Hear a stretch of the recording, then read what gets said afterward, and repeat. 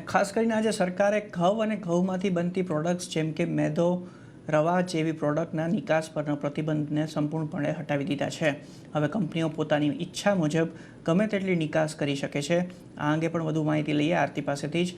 આરતી, ખાસ કરીને સરકારે ઘઉંના એક્સપોર્ટને મંજૂરી આપતા શું કહ્યું છે?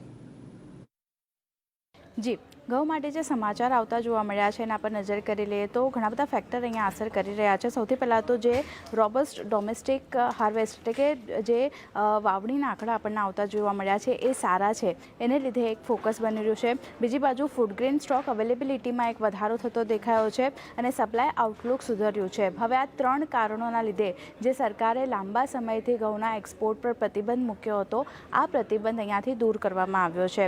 ઘઉં અને ઘઉંમાંથી બનતી પ્રોડક્ટ્સના એક્સપોર્ટને મંજૂરી મળી છે અને જેમાં મેદો, રવા જેવા પ્રોડક્ટ છે એના એક્સપોર્ટને હવે અહીંયાથી મંજૂરી મળતી દેખાઈ રહી છે. આ માટેનું નોટિફિકેશન DGCFT તરફથી આપણને જાહેર થતું જોવા મળ્યું છે.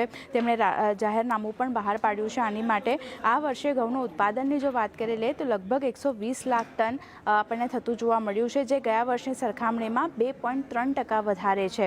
બીજી બાજુ વૈશ્વિક ઘઉંમાં ભાવની વાત કરી લઈએ તો તે અહીંયાથી મજબૂત રહેતા દેખાઈ રહ્યા છે. એક્સપોર્ટને લઈને લાભ અહીંયાથી થતો જોવા મળી શકે છે કારણ કે ઇન્ટરનેશનલ માર્કેટમાં કિંમતો વધારે છે.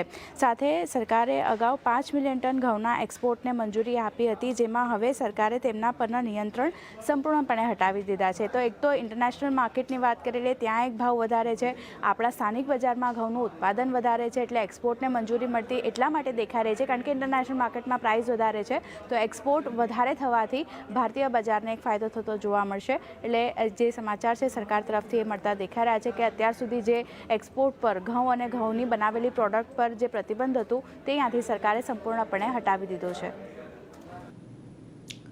જી, આભાર આરતી વિગત માટે.